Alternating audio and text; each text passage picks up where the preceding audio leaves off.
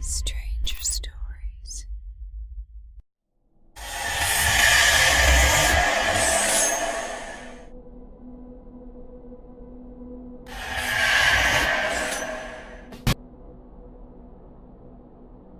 A few years ago, my roommate and I lived on the third floor on the back side of an apartment building.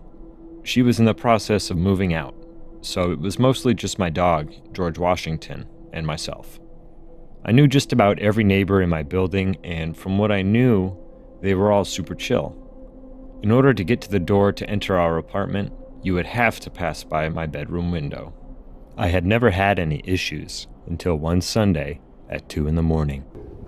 I heard footsteps on the walkway outside my window and saw a shadow pass by. I am usually a groggy person when I first wake up, but after my roommate left me here alone, I was more aware of my surroundings, so it jolted me awake. I had a nightstick under my bed, so I grabbed it and debated about what to do for the next 30 seconds. I opened up my bedroom door quietly, right in front of our main entrance, and noticed the handle start to jiggle ever so slightly. Clearly, at this point, I knew I could either A, shit my pants, B, get attacked, or C, scare the person off. Choice A seemed the most likely for my personality type, but choice C was my only realistic option, so I had to go with it. I turned on all the outside lights at once, kicked the outside door as loud as I could, and screamed a string of words so offending I would not dare repeat any of them in good company. I heard footsteps turn and quickly run the other way. I called my stepdad, who thankfully lived close by. He came by to check on me. I said I would be fine, and off he went. Later that morning, I woke up and got ready for church, not really thinking of the night before. I returned home shortly after and was texting on my phone as I got my keys and reached to put them into the lock on my front door. My hand couldn't find the keyhole, so I looked up and noticed that my entire lock had been bashed in. This chain of events hadn't really set in yet, so I opened the door and looked in. A lot of my stuff was gone. Televisions, computers, pretty much everything. Luckily, they left my dog there unharmed. So much for him being a guard dog. My brain finally caught up to my surroundings, so I grabbed George and ran outside to call the police. Troopers came, guns drawn, screaming for anyone who was in there to show themselves as they cleared my apartment. It felt surreal to talk with forensics in your own residence. They never found out who did it. I'm still very unsettled internally about the whole day, particularly that 2 a.m. shadow by my window. I replay it in my mind and often wonder, what would have happened had I not woken up?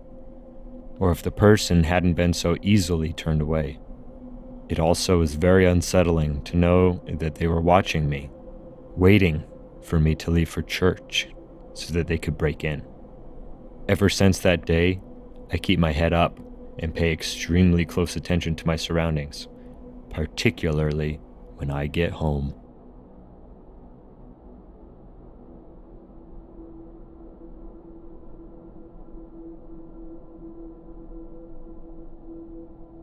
This encounter happened when I was about 10 years old.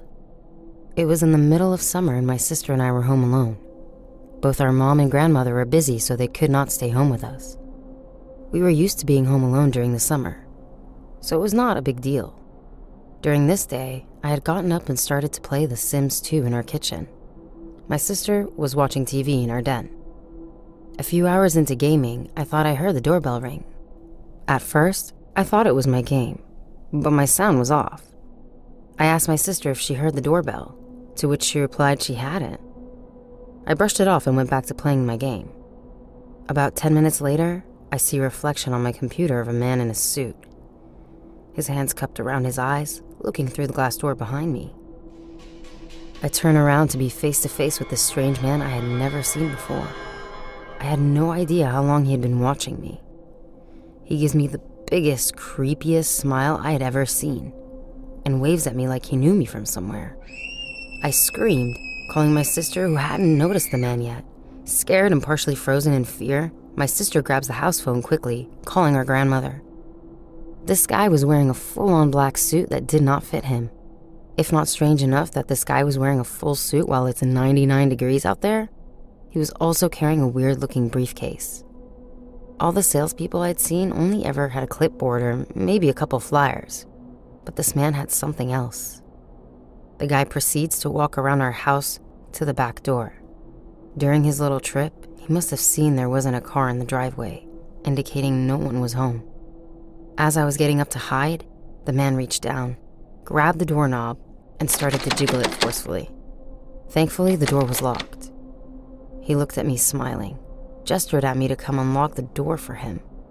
All the noise he had been making had set off our 75-pound dog. No way she was going to let the guy get to us if he did get in.